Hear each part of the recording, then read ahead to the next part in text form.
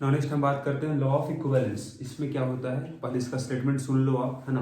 इसके अकॉर्डिंग ये होता है, किसी भी रिएक्शन में जितना भी रिएक्टेंट इन्वॉल्व होगा, जितना भी प्रोडक्ट बन रहा है, हर एक का इक्विवेलेंट बराबर होता है। अगर रिएक्शन पार्टिसिपेट वो कर रहा है तो हर एक का बराबर इक्विवेलेंट रिएक्शन करेगा और बराबर इक्विवेलेंट बनेगा भी। This is the statement of law of equivalence. यहाँ ये बोल सकते हो, according to law of equivalence, equal equivalent of each reactant will react to produce equal equivalent of each product। तो यहाँ आप ये बोल सकते हो equivalent of A equal to equivalent of B equal to equivalent of C equal to equivalent of D equal to equivalent of E. सबका equivalent बराबर होगा। अब इसको समझने के लिए हम यहाँ एग्जांपल लिए हैं। This is example of double displacement reaction. Sodium sulphate calcium phosphate आपस में they will exchange there ions. तो सोडियम बन गया फॉस्फेट, सोडियम फॉस्फेट, और कैल्शियम सल्फेट बन गया। ठीक है, this is not a redox reaction, यहाँ केवल एक्सचेंज ऑफ आयंस हुआ है। अब चूंकि सब सॉल्ट है तो सॉल्ट का एन फैक्टर आप निकालना सीख चुके हो कि जो भी इसका पॉजिटिव चार्ज होगा पर मोलिक्यूल, तो इसका एक मोलिक्यूल में टोटल पॉजिटिव चार्ज, सोडियम 2 है, 2 हो गया। कैल्शियम 3 था तो कैल्शियम पे चार्ज होता है +2, तो 3 है तो 6 हो गया। सोडियम 3 है पर मोलिक्यूल तो 3 हो गया। कैल्शियम में चार्ज होता है +2, एक ही कैल्शियम है तो 2। इसको हम बैलेंस किए, यहाँ 6 मल्टीप्लाई किए, यहाँ 2, यहाँ 4, यहाँ 6, रिएक्शन बैलेंस हो गया। राइट, अब हम निकालना चाह रहे हैं यहाँ सबका इक्विवेलेंट। ठीक है ना। सो इक्विवेलेंट का फॉर्मूला ये होता है number of moles into n factor. और आप पढ़ चुके हो मोल कॉन्सेप्ट में, अकॉर्डिंग टू स्टोइकियोमेट्री, इसका अगर 6 मोल रिएक्शन किया इसका 2 मोल के साथ तो ये बनेगा 4 मोल, ये बनेगा 6 मोल। ठीक है ना। तो मोल की जगह हम यहाँ 6 लिख लेते हैं कि अगर इसका 6 मोल होता तो ये 6 मोल होता, एन फैक्टर 2 है तो इसका हो जाएगा आपका 12 इक्विवेलेंट। इसका निकालते हैं, इसका मोल 2 यहाँ पर ही है, इंटू एन फैक्टर 6 हो गया तो कितना हो जाएगा, 12 हो जाएगा। यहाँ देखो इसका 4 मोल हो गया तो 4 इंटू 3 एन फैक्टर हुआ मतलब 12 हो गया।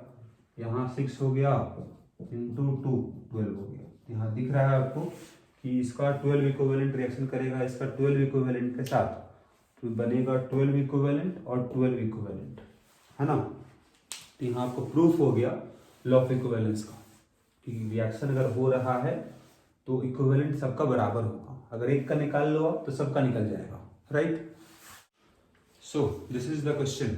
अगर आप इसको सॉल्व करना है तो इसको हम सॉल्व कर सकते हैं 2 तरीके से। एक तरीका होगा with the help of mole concept, मतलब रिएक्शन लिखना होगा पूरा, उसको बैलेंस करना होगा। बिना बैलेंस के आप नहीं निकाल सकते हो। लेकिन अगर हम यूज करें यहाँ इक्विवेलेंट कंसेप्ट या फिर लॉ ऑफ इक्विवेलेंस, यहाँ लिखते हैं हम लोग हैं इक्विवेलेंट कंसेप्ट, तो यहाँ बिना बैलेंस किए काम हो जाएगा। तो ये हम कोशिश करते हैं रिएक्शन लिखने का, है ना। KMnO4 है मतलब इसका आयनिक फॉर्म हो जाएगा MnO4-। This is oxidising agent, ये ऑक्सीडाइज करेगा आपको Ki को, तो Ki की जगह हम इसका आयनिक फॉर्म I- यहाँ लिख सकते हैं, है ना।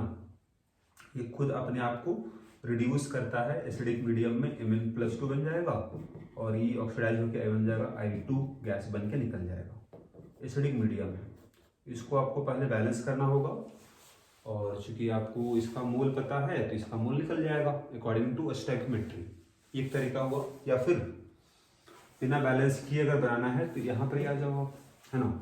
यहाँ पर क्या बोला गया, केवल आप इस तरह से लिख लो, इस तरह से रिएक्शन हो रहा है दोनों का एसिडिक मीडियम में, तो प्रोडक्ट यहाँ बन रहा होगा अपना। दिस इज Mn+2 का मतलब ये हुआ कि मैंगनीज कंपाउंड बनाएगा जिसमें मैंगनीज में चार्ज होगा +2।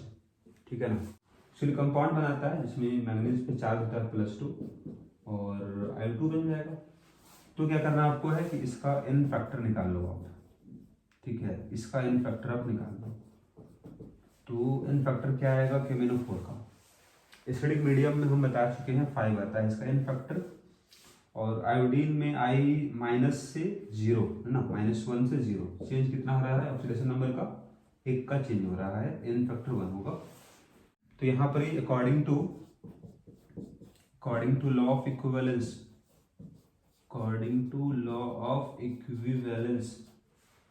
Equivalent of KMnO4 is equal to होगा इक्विवेलेंट ऑफ के आई, है ना जी। और आपको निकालना है मोल्स निकालना है KMnO4 का। तो KMnO4 का इक्विवेलेंट लिखो इन टर्म्स ऑफ मोल। तो number of moles of KMnO4 into n factor 5 है।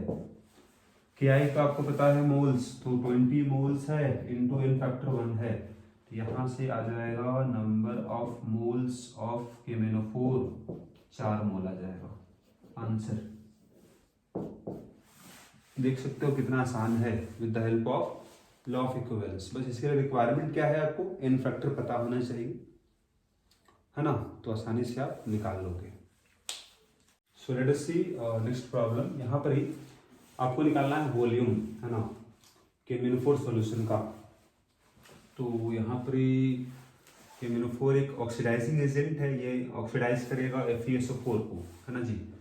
तो इसका आयनिक फॉर्म लिख लो आप, this is ionic form of KMnO4 और यहाँ Fe+2 है।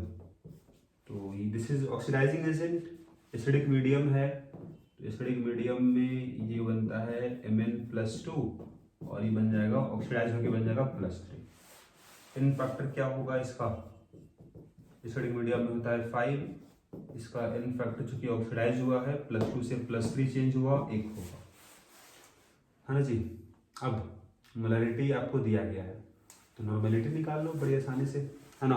नॉर्मेलिटी क्या आएगा इसका, तो नॉर्मेलिटी इक्वल टू क्या होता है, molarity into n factor, molarity है 0.2 इंटू n फैक्टर KMnO4 का होता है 5 एसिडिक मीडियम में। तो ये हो जाएगा आपके पास, दिस इज 1 हो जाएगा, 1 नॉर्मल सॉल्यूशन, है ना जी। अब अगर हम बात करते हैं इसका, तो इसका n फैक्टर तो 1 है, तो नॉर्मेलिटी इक्वल टू मोलैरिटी हो जाएगा, है ना। n फैक्टर इसका 1 है तो दिस इज 0.5 हो जाएगा, ठीक है। तो नॉर्मेलिटी अगर पता चल गया है तो मल्टीप्लाई कर दो इसको वॉल्यूम से, तो इसका इक्विवेलेंट निकल जाएगा, इक्वल टू इसका नॉर्मेलिटी इनटू वॉल्यूम, है ना। तो इसका नॉर्मेलिटी कितना है, 1 है, वॉल्यूम निकालना है, इसका नॉर्मेलिटी कितना है तो 0.5 है इनटू वॉल्यूम कितना है 50 है। तो मल्टीप्लाई कर दो दोनों को, आंसर आ जाएगा, this is 25 ml is the answer, क्योंकि वॉल्यूम यहाँ ml में था ना, तो ml में ही आएगा, राइट। फिर अगर यहाँ देखो तो फिर से वही क्वेश्चन है, ऑक्सीडाइज करना है दिस फेरस ऑक्सलेट को। तो KMnO4 का रिएक्शन होगा विथ फेरस ऑक्सलेट, है ना जी। इसका n फैक्टर होता है 5 एसिडिक मीडियम में, इसका n factor change in oxidation number of metal, ferrous से फेरिक बन जाएगा ऑक्सीडाइज होके, तो एक चेंज होगा मेटल में, कार्बन 2 है, ये 3 हो गया, राइट।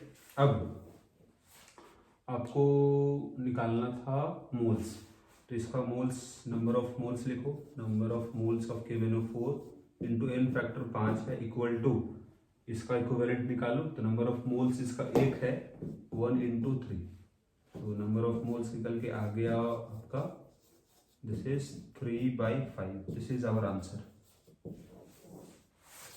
अब हम बात करते हैं कि ऑक्सीडाइजिंग एजेंट जो होता है वो आपको ऑक्सीडाइज करता है, ठीक है ना। तो अब किसको किस में ऑक्सीडाइज करता है उसको जरा हम यहाँ नोट डाउन कर लेते हैं, ठीक है। So let us see rules of oxidising agent, है ना। जैसे अगर आपके पास सपोज अस सॉल्ट होगा, ठीक है, तो अस को बना देगा एक सॉल्ट। जैसे फेरस, फेरस अगर सॉल्ट मतलब Fe+2 में है, इसको बना देगा फेरिक। अगर आपके पास सपोज क्यूप्रस है, बना देगा क्यूप्रिक। स्टेनस को बना देगा स्टेनिक, है ना। उसी तरह से इसे अगर मान लेते हैं होगा मर्क्यूरस, तो मर्क्यूरस हमेशा इसी फॉर्म में मिलता है। मरकरी यहाँ 2 है, 2 का चार्ज है +2, मतलब 1 का चार्ज होगा +1 सिमिलर टू कॉपर, और ये हो जाएगा आपका Hg+2, मर्क्यूरस मर्क्यूरिक। लास्ट में आ रहा है अस, इस सब में लास्ट में आएगा इक।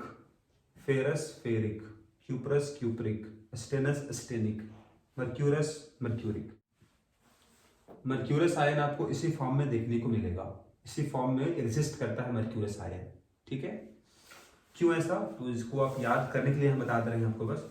कि मर्क्यूरस आयन जो होगा ना, दिस विल बी, इसका नेचर होता है आपका पैरामैग्नेटिक का, इसमें अनपेड इलेक्ट्रॉन होता है, it is paramagnetic in nature, paramagnetic